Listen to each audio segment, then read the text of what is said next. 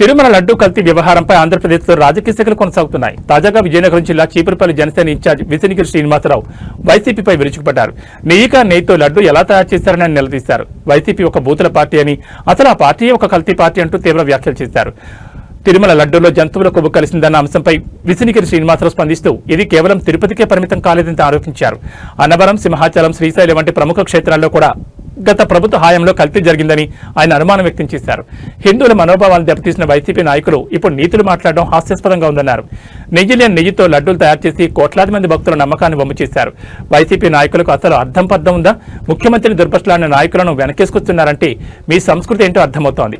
YCP అనేది కేవలం రాజకీయ పార్టీ కాదు, అది ఒక బూతుల పార్టీ. ఒక ముఖ్యమంత్రిని తిట్టిన వ్యక్తిని సమర్థించడం సిగ్గుచేటని మండిపడ్డారు. మీడియా మిత్రులకు నమస్కారం. అలాగే మన ఆంధ్ర రాష్ట్రంలో ఎంతో ప్రసిద్ధైన ఏడుకొండల వెంకటరామమూర్తి దేవస్థానంలో జరిగిన అవినీతి అందరికీ తెలిసిందే. నెయ్యిని పెట్టి 250 కోట్లు దోచుకున్న వైసీపీ నాయకులు ఓన్లీ వెంకటరామమూర్తి కోవిల దగ్గర అనుకున్నాం మనం తిరుపతిలో. కానీ మన భారతదేశంలో అలాగే మన రాష్ట్రంలో ఉన్న టెంపుల్ అన్నింటిలో కూడా నెయ్యి కోసం ఈరోజు బయటకు వస్తున్నాయి కూడా. అలాగే శ్రీశైలంలో కానీ, అన్నవరంలో కానీ, అలాగే సింహాచలంలో కానీ ప్రతి దగ్గర కూడా ఈ డూప్లికేట్ నెయ్యి ఓడి ప్రజల మనోభావాలు దెబ్బతీసిన హిందువులపై కక్ష కట్టి జగన్మోహన్ రెడ్డి ఈరోజు హిందూ మనోభావాలు దెబ్బతీసినట్టు చేశారు. ఈ ఎవరైతే చేశారో వీళ్ళందరూ కూడా కఠినమైన శిక్షలు వేయాలి, మామూలు కాదు. ఉరి తీసినే తప్పులేదు. ఎందుకంటే ఎంతో కోట్ల మంది ఈరోజు ప్రసాదాలు తింటున్నారు. అలాంటిది కూడా దాన్ని కూడా అసలు నెయ్యి కల్తీ అంటారు, కానీ అసలు నెయ్యే లేనిది కల్తీ ఎక్కడ జరుగుతుంది? ఏవో రసాయనాలు కలిపి నెయ్యిగా తయారు చేసి ఏవైతే బియ్యం ఉన్నాయో ప్లాస్టిక్ బియ్యం ఎలా తయారవుతున్నాయో అలా చేసి ఈరోజు వైసీపీ నాయకులు మీ కల్తీ జరగలేదని ఈ వైసీపీ కల్తీ వాళ్ళు చెప్తున్నారు. ఈ కల్తీ గురించి వాళ్ళకే తెలుసు. ఈరోజు ఎక్కడ చూసినా అవినీతి. అంతకుముందు చేసిన చెరువుల కబ్జాలు కానీ, మద్యంలో కానీ ఎక్కడ కూడా కల్తీ చేసి మనుషుల్ని ఎలాగ చేశారంటే ఆ మందు తాగిన వాళ్ళు కూడా చాలా జబ్బులు వచ్చి చనిపోయే విధంగా జరిగింది అప్పుడు కూడా.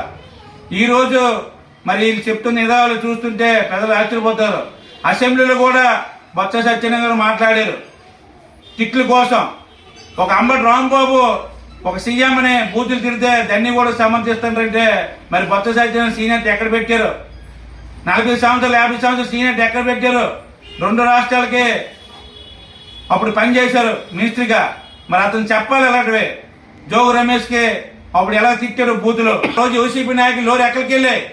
ఆ రోజు ఏం నోరు లేగలేదు. ఈ రోజు మాట్లాడుతున్నారు అరెస్ట్ చేసేటప్పటికి. వీళ్ళు ఎన్నైనా మాట్లాడచ్చు. గతంలో 5 సంవత్సరాలు కూడా ప్రజలకు అభివృద్ధి లేకుండా బూతులు నేర్పిన పార్టీ ఏదైనా ఉందంటే అది వైఎస్ఆర్ పార్టీ. తల్లిని చూడ్డు, చెల్లిని చూడ్డు, భారత మాతను గౌరవించరు. ఈరోజు ఎక్కడ కూడా హిందూ దేవుళ్ళు గౌరవించరు. హిందువుల మీద దాడులు. అలాగే పవన్ కళ్యాణ్ గారు సనాతన ధర్మం తర్వాత ప్రతి మతానికి, ప్రతి కులానికి గవర్నమెంట్ ఇవ్వమని చెప్పింది పవన్ కళ్యాణ్ గారు. అన్ని కులాలు, అన్ని మతాలు కలిపిగా ఉండి అందరూ కలిసికట్టుగా భారతదేశాన్ని నడుపుదామని చెప్పిందే పవన్ కళ్యాణ్ గారు. మీరు ఏ పడితే మాట్లాడితే బాగుండదని ఈ సందర్భంగా చెప్తాం జనసేన పార్టీ.